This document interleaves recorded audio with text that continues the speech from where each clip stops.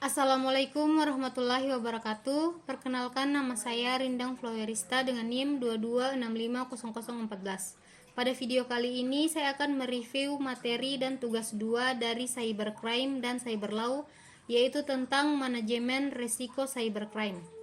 Langsung saja, manajemen resiko cybercrime adalah langkah-langkah yang diambil oleh sebuah organisasi atau individu untuk mengidentifikasi, mengukur, mengelola, dan mengurangi risiko yang terkait dengan serangan cybercrime atau kejahatan cyber. Risiko dan dampak cybercrime. Risiko mengacu pada potensi atau kemungkinan terjadinya serangan dan pelanggaran keamanan tersebut. Sedangkan dampak mengacu pada konsekuensi negatif atau kerugian yang dapat terjadi setelah terjadinya serangan atau kejadian pelanggaran keamanan cyber. Jadi, risiko keamanan cyber adalah potensi atau kemungkinan terjadinya serangan dan pelanggaran keamanan. Risiko ini dapat berasal dari berbagai sumber termasuk ancaman cyber seperti malware, phishing, dan serangan DDoS, serta celah keamanan dalam sistem atau kebijakan yang tidak memadai. Untuk mengurangi risiko keamanan cyber, organisasi harus melakukan identifikasi risiko dan mengambil langkah-langkah pencegahan yang sesuai. Dampak keamanan cyber. Dampak keamanan cyber adalah konsekuensi negatif yang dapat timbul akibat serangan atau pelanggaran keamanan. Dampak ini dapat beragam termasuk 1. Kehilangan data. Serangan cyber dapat menyebabkan pencurian atau penghancuran data sensitif yang penting. 2. Gangguan operasional. Serangan dapat mengganggu operasi normal suatu organisasi, baik itu dengan menonaktifkan sistem atau merusak infrastruktur IT. Yang ketiga, kerugian keuangan. Keamanan cyber yang terganggu dapat menyebabkan kerugian finansial akibat biaya pemulihan, sanksi hukum, atau kerugian bisnis. 4. Hilangnya reputasi. Pelanggaran keamanan yang terungkap dapat merusak reputasi organisasi dan kehilangan kepercayaan pelanggan atau mitra bisnis.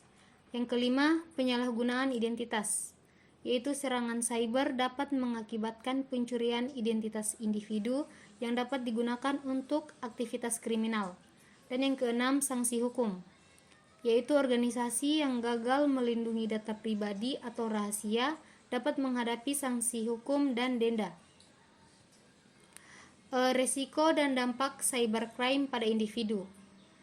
Risiko dan dampak cybercrime pada individu adalah dua aspek yang saling terkait dalam konteks serangan cyber.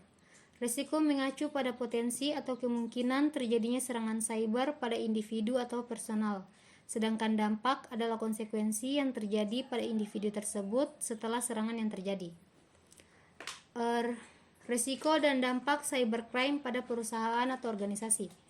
Risiko terjadinya serangan atau aktivitas kriminal yang ditujukan kepada perusahaan atau organisasi melalui jaringan komputer atau sistem informasi perusahaan atau organisasi tersebut, dan dampaknya adalah konsekuensi atau kerugian yang dialami oleh perusahaan setelah terjadinya serangan cybercrime. Lanjut, risiko cybercrime pada pemerintah atau negara. Risiko cybercrime pada pemerintah atau negara adalah kemungkinan terjadinya serangan atau aktivitas kejahatan cyber yang dapat mengancam keamanan, kestabilan, dan integritas operasi pemerintah atau negara. Dan dampaknya adalah konsekuensi negatif yang timbul setelah terjadinya serangan atau kegiatan kejahatan cyber terhadap pemerintah atau negara. Lanjut, dampak cybercrime pada sosial. Dampak sosial dari kejahatan cyber melibatkan sejumlah masalah yang mempengaruhi masyarakat secara luas. Kejahatan cyber dapat menciptakan ketidakamanan dan kekhawatiran di kalangan individu, merusak kepercayaan dalam interaksi online, dan mengubah perilaku online. Dampak cybercrime pada ekonomi. Dampak ekonomi dari kejahatan cyber adalah sangat signifikan.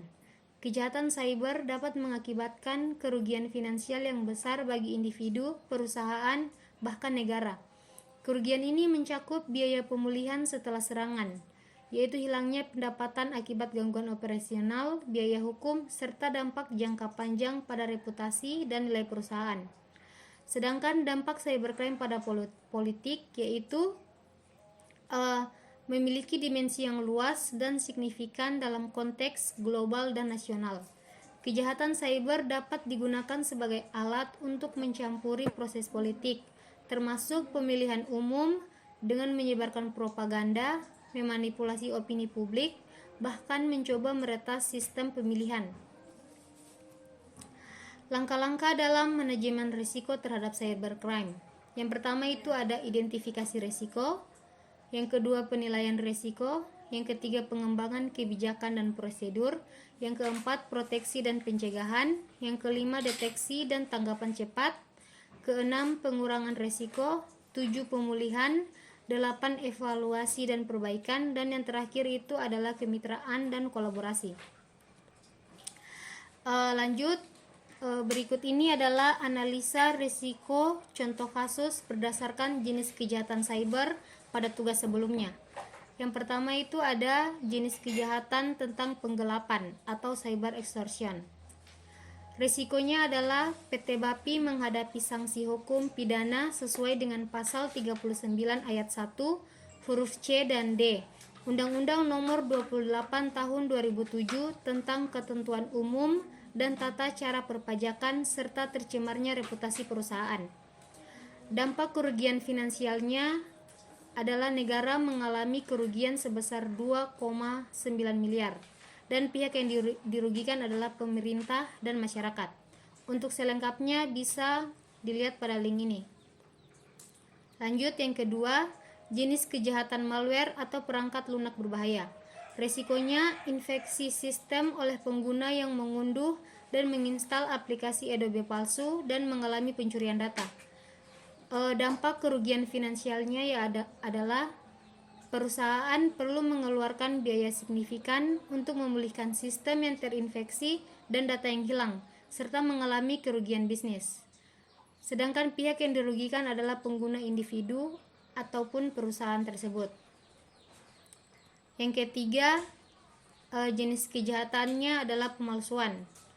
Risikonya pelaku diancam hukuman penjara maksimal 6 tahun sesuai pasal 263 ayat 1 Jangto 55 ayat 1 K1 KUHP dan negara rugi atas pemalsuan dokumen. Dampak kerugian finansialnya, negara harus mengeluarkan biaya untuk proses hukum dan penegakan terkait kasus ini. Pihak yang dirugikan adalah pemerintah dan masyarakat. Untuk selengkapnya bisa dilihat pada link ini.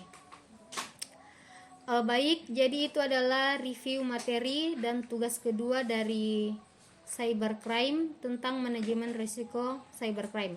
Lebih dan kurangnya mohon dimaafkan. Saya akhiri. Wassalamualaikum warahmatullahi wabarakatuh.